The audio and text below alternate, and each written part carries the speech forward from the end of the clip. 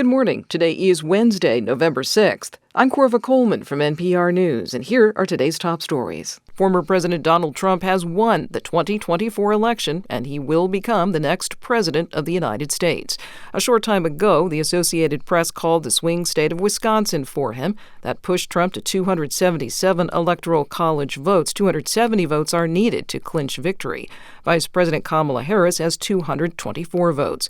Trump didn't wait for that declaration this morning. NPR's Barbara Sprunt reports that overnight, he and his family appeared before a crowd of supporters in West Palm Beach, Florida. Flanked by his family and staff, Trump declared victory before a crowd of supporters in West Palm Beach. We overcame obstacles that nobody thought possible, and it is now clear that we've achieved the most incredible political thing. Look what happened. Is this crazy?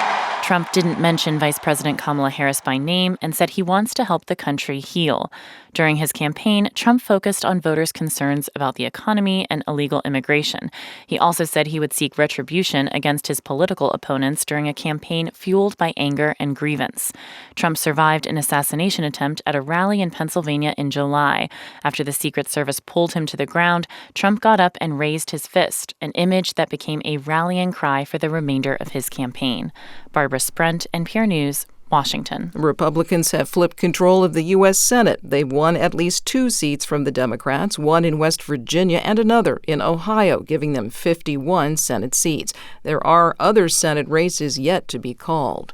The issue of abortion appeared on ballots in 10 states. Voters in South Dakota, Nebraska, and Florida have voted to keep abortion restrictions. However, a majority of Florida voters supported overturning that ban, but Florida required that 60% of voters approve the abortion measure in order for it to pass, and it failed to do that. Abortion measures passed in Arizona, Colorado, Maryland, Missouri, and Nevada. A vote in Montana is still too close to call. Voters in New York have approved an amendment to the state constitution that protects abortion access. From member station WAMC, Ian Pickus reports. The Equal Rights Amendment was a response to the overturning of Roe v. Wade. The amendment does not include the word abortion, but it holds that no one can face discrimination based on sex, including pregnancy, pregnancy outcomes, and reproductive health care.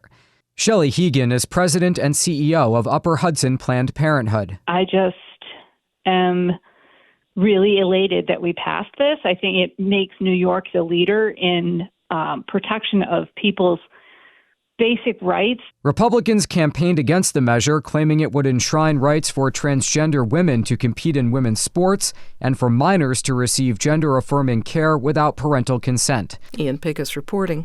It's NPR.